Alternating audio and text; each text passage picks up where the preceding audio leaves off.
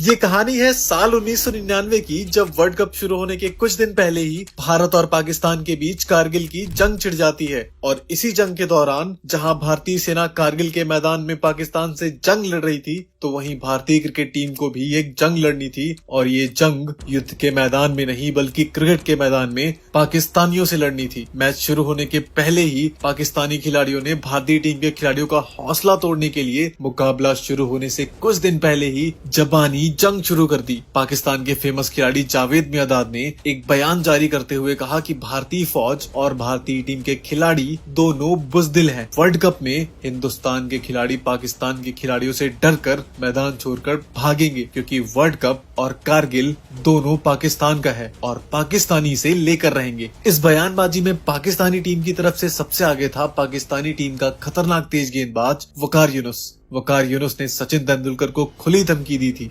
वकार यूनुस ने कहा था कि 1989 में मैंने सचिन को बच्चा समझकर सिर्फ उसका मुंह और नाक फोड़ा था। वहीं शोएब अख्तर ने भारतीय टीम के दादा यानी कि सौरभ गांगुली को धमकी देते हुए कहा था कि मैं अपनी जानलेवा बाउंसर से गांगुली की पसलियां तोड़ दूंगा। 1999 को वर्ल्ड कप में खेले जाने वाला यह महामुकाबला अब क्रिकेट का मुकाबला नहीं बल्कि एक जंग का मैदान बन चुका था। लेकिन मैच शुरू होने से पहले घटती है एक ऐसी घटना जिसने करोड़ों भारतीयों को तोड़ कर रख दिया। मुकाबला शुरू होने के पहले ही खबर आती है कि भारतीय टीम के दिग्गज खिलाड़ी सौरभ गांगुली की तबीयत खराब होने की वजह से वो भारत और पाकिस्तान के बीच होने वाले मुकाबले में भारतीय टीम का हिस्सा नहीं बन पाएंगे। और जैसे ही ये खबर पाकिस्तानी मीडिया और पाकिस्तान टीम में पहुंचती है कि सौरभ गांगुली मुकाबला नहीं खेलेंगे, तो पाकिस्तान के हर एक न्यूज चैनल पर पाकिस्तान के पूर्व खिलाड़ी ये कहकर भारतीय टीम और सौरभ गांगुली का मजाक उड़ा रहे थे कि सौरभ गांगुली शोएब अख्तर की रफ्तार और जानलेवा बाउंसर से डरकर ये मुकाबला नहीं खेल रहा है। टॉस उछाला गया और भारतीय टीम के कप्तान मोहम्मद अजहरुद्दीन ने टॉस जीतकर पहले बल्लेबाजी करने का फैसला किया। सौरभ गांगुली की गैर मौजूदगी में भारतीय टीम की तरफ से ओपन करने आते हैं करोड़ों भारतीयों की उम्मीद सचिन तेंदुलकर और उनके साथ सदगोपन रमेश। पाकिस्तान की तरफ से गेंदबाजी में पारी की शुरुआत करते हैं पाकिस्तानी टीम के कप्तान वसीम अकरम। एक तो पाकिस्तानी गेंदबाजों की रफ्तार, ऊपर से हवा में जिस तरीके से गेंद स्विंग हो रही है, उस कंडीशन में सचिन तेंदुलकर और रमेश के लिए मैनचेस्टर के इस क्रिकेट ग्राउंड पर पाकिस्तानी टीम के खतरनाक तेज गेंदबाज शोएब अख्तर, वसीम अकरम और अजहर महमूद के सामने बल्लेबाजी करना बिल्कुल भी आसान नहीं हो रहा था। सचिन तेंदुलकर तो ठहरे क्रिकेट के भगवान, वो तो पाकिस्तान के आदमखोर गेंदबाजों की रफ्तार का प्रहार सह गए, लेकिन सदगोपन रमेश ज्यादा देर तक इस रफ्तार का सामना नहीं कर पाए और पारी के 12वें ओवर में बोल्ड होकर पवेलियन चले गए। रमेश जिस समय आउट हुए उस समय भारतीय टीम का स्कोर था 37 रन और रमेश ने 20 रनों का योगदान दिया था। रमेश के आउट हो जाने के बाद भारतीय टीम की तरफ से मैदान पर बल्लेबाजी करने आए भारतीय टीम के दिग्गज खिलाड़ी राहुल द्रविड़। मैदान पर आने के बाद राहुल द्रविड़ ने पहली ही गेंद को बाउंड्री लाइन के बाहर भेजकर सारे पाकिस्तानी तेज गेंदबाजों को एहसास दिला दिया कि पाकिस्तानियों, आज तुम्हारा सामना एक ऐसी मजबूत दीवार से होगा जिसको आसानी से भेद पाना तुम्हारे बस की बात नहीं होगी। राहुल द्रविड़ के बाद सचिन तेंदुलकर ने भी इसी ओवर में गेंद को बाउंड्री लाइन के बाहर भेजकर पाकिस्तानियों से अपने साथी बल्लेबाज रमेश के विकेट का बदला लिया। अपने कप्तान के आदेशों का पालन करते हुए पाकिस्तानी टीम के खतरनाक तेज गेंदबाज राहुल द्रविड़ और सचिन तेंदुलकर पर किसी भूखे भेड़िए की तरह आक्रमण करना शुरू कर देते हैं और इसी बीच भारतीय टीम का स्कोर 100 रनों के करीब पहुंच जाता है। लेकिन तभी घटी मैनचेस्टर क्रिकेट ग्राउंड पर एक ऐसी घटना जिसने करोड़ों भारतीयों को तोड़ कर रख दिया। पाकिस्तानी टीम की तरफ से गेंदबाजी में पारी का 21वां ओवर लेकर आए अजहर महमूद ने सचिन तेंदुलकर को सकलैन मुस्तैक के हाथों कैच आउट कराकर भारतीय टीम को एक बड़ा झटका दे दिया। और कहा जाता है कि सचिन तेंदुलकर के आउट होने के बाद पाकिस्तानी संसद में चल रहे कारगिल युद्ध पर चर्चा को रोककर सचिन तेंदुलकर के आउट होने की खबर सुनाई गई थी। राहुल द्रविड़ और अजय जडेजा पर आक्रमण करने लगे और इस आक्रमण का शिकार बने नए मैदान पर आए अजय जडेजा मात्र 6 रन बनाकर स्लिप में अजहर महमूद का शिकार बन जाते हैं और वो जिस समय आउट हुए उस समय भारतीय टीम का स्कोर था 107 रन। अजय जडेजा के आउट होने के बाद भारतीय टीम की तरफ से मैदान पर बल्लेबाजी करने आए भारतीय टीम के कप्तान मोहम्मद अजहरुद्दीन। पाकिस्तानी टीम के इस जानलेवा हमले को राहुल द्रविड़ और भारतीय टीम के कप्तान मोहम्मद अजहरुद्दीन अच्छी तरह से समझ चुके थे, जिसके चलते अगले 10 ओवर में भारतीय टीम ने महज 18 रन जोड़े, जिसमें अजहरुद्दीन ने 15 गेंद खेलने के बाद अपना खाता खोला था। ऐसी गेंदबाजी का सामना करते हुए राहुल द्रविड़ ने न सिर्फ धीरे धीरे करके भारतीय टीम के स्कोर को 150 रनों के पार पहुंचाया, बल्कि इस दौरान उन्होंने अपनी हाफ सेंचुरी पूरी कर ली। हाफ सेंचुरी पूरी करने के बाद राहुल द्रविड़ ने तेजी के साथ बल्लेबाजी करना प्रारंभ किया, लेकिन जब राहुल द्रविड़ 61 रनों के स्कोर पर बल्लेबाजी कर रहे थे, इस दौरान पाकिस्तानी टीम की तरफ से पारी का 40वां ओवर लेकर आए कप्तान वसीम अकरम और उन्होंने राहुल द्रविड़ को शाहिद अफरीदी के हाथों कैच आउट कराकर भारतीय टीम को सबसे बड़ा झटका दिया। राहुल द्रविड़ जिस समय आउट हुए उस समय भारतीय टीम का स्कोर था 154 रन। राहुल द्रविड़ के आउट हो जाने के बाद मैदान पर बल्लेबाजी करने आए रॉबिन सिंह और पाकिस्तानी टीम की तरफ से पारी का 42वां ओवर लेकर आए सकलैन मुश्ताक के ओवर में कदमों का इस्तेमाल करके 115 मीटर का गगनचुंबी छक्का लगाकर रॉबिन सिंह ने पाकिस्तानियों को एहसास दिला दिया कि पिक्चर अभी खत्म नहीं हुई है। रॉबिन सिंह को छक्का लगाते देख भारतीय टीम के कप्तान मोहम्मद अजहरुद्दीन, जो 27 गेंदों पर महज 4 रन बनाकर बल्लेबाजी कर रहे थे, उन्होंने भी अब अपने सर पर कफन बांधकर आक्रमण करना प्रारंभ कर दिया। अजहरुद्दीन और रॉबिन सिंह, खास करके अजहरुद्दीन ने आखिरी के ओवर में विस्फोटक बल्लेबाजी करते हुए पाकिस्तानी टीम के गेंदबाजों की रफ्तार का प्रतिकार करना शुरू कर दिया।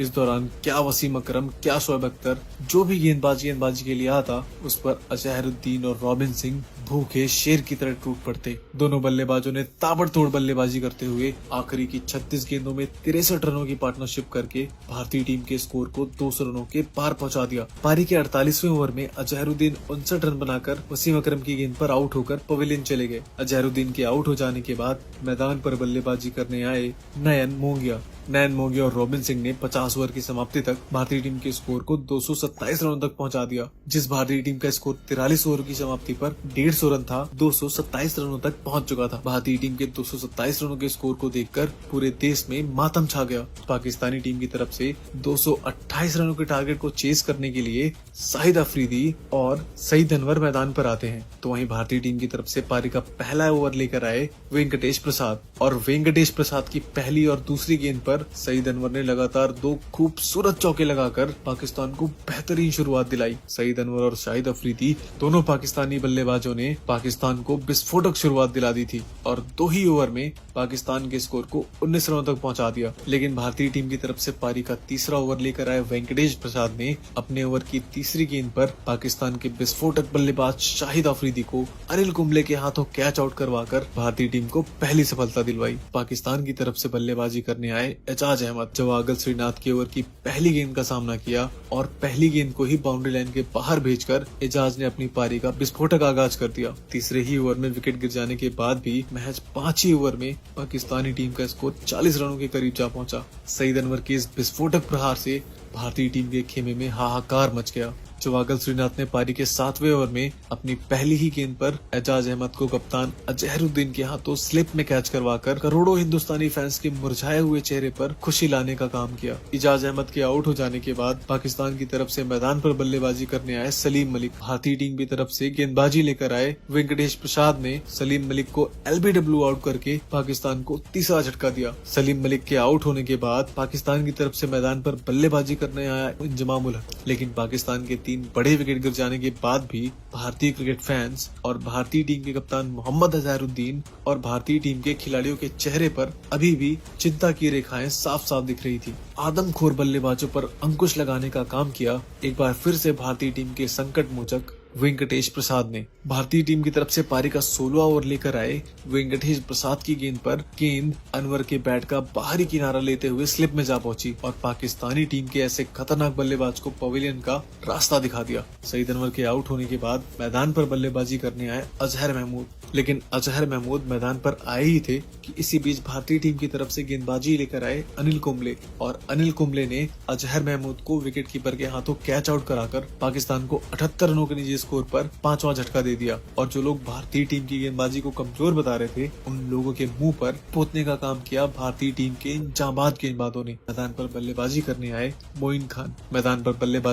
मोइन खान के साथ मिलकर इंजमाम ने भारतीय टीम की खतरनाक गेंदबाजी का सामना सीना तान के किया। इस दौरान इंजमाम उल हक की धैर्य भरी पारी और मोइन खान की विस्फोटक बल्लेबाजी, पाकिस्तानी टीम के इन दोनों बल्लेबाजों ने जबरदस्त बल्लेबाजी करते हुए 50 रनों की साझेदारी करके पाकिस्तान के स्कोर स्कोर को 124 रनों तक पहुंचा दिया। अब यहां से पाकिस्तान को जीतने के लिए 103 रनों की जरूरत थी। इंजमाम उल हक और मोइन खान की बल्लेबाजी को देखकर ऐसा लगने लगा था कि पाकिस्तान ये मुकाबला आसानी से जीत जाएगी, लेकिन इन मुरझाए हुए चेहरों पर मुस्कान लाने का काम किया एक बार फिर से भारतीय टीम के संकट मोचन गेंदबाज वेंकटेश प्रसाद ने भारतीय टीम की तरफ से पारी के 35वें ओवर की पहली गेंद पर खतरनाक दिख रहे मोइन खान को सचिन तेंदुलकर के हाथों कैच आउट करके पाकिस्तान को 124 रनों के निजी स्कोर पर छठा झटका देकर मोइन खान के आउट हो जाने के बाद पाकिस्तान की तरफ से मैदान पर बल्लेबाजी करने आए अब्दुल रज्जाक। और मैदान पर आने के बाद अब्दुल रज्जाक ने जिस तरीके से बल्लेबाजी करना शुरू किया, उसे देखकर भारतीय टीम के खिलाड़ी और उनके खिले हुए चेहरे